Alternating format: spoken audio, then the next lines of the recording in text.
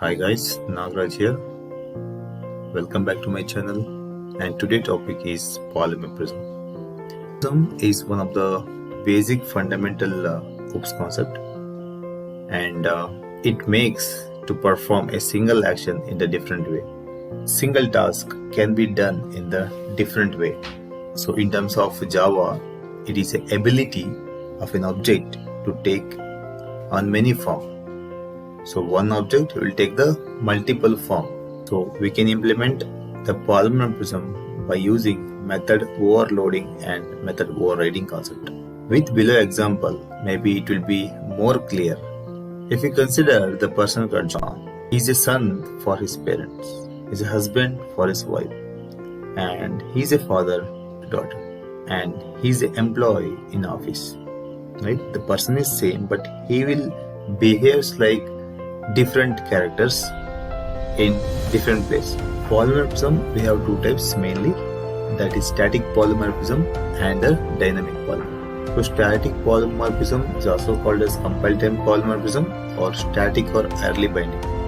So this method overloading polymorphism is nothing but it is a static polymorphism or compile time polymorphism or static polymorphism, or we can also call it as static or early binding. Method overloading is nothing but runtime or dynamic polymorphism, or we can also call it as dynamic or late binding. So overloading means we have different methods with the same name, but it takes the different parameters. It happens inside the class. We have defined the method, two methods, same method in the same class, but it takes the different parameters. Display method, first display method takes the single parameter, and second display method may take different two parameters. So method name is same, but it takes the different parameters, though it is nothing but overloading concept.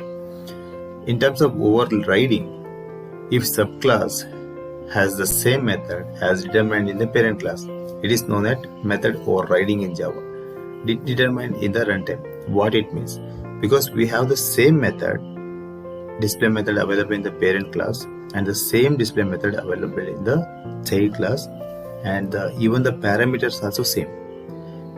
In case of overloading, we have method name is same, but those methods are taking the different parameters.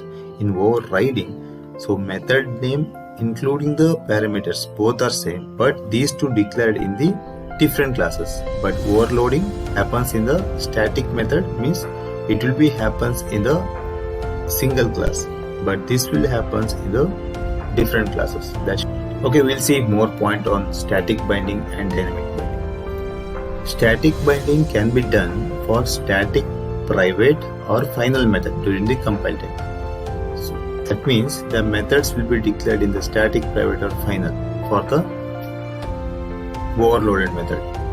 And compiler knows that this method cannot be overridden, because since we have a static, private, final, we can't be overridden. So compiler doesn't have any difficulty to identify these objects locally, because this will happens in the internally in the same class. So compiler don't have any difficulties to identify these object for the local class. So this kind of binding is called as static binding, the binding which is be resolved at the compile time. Right?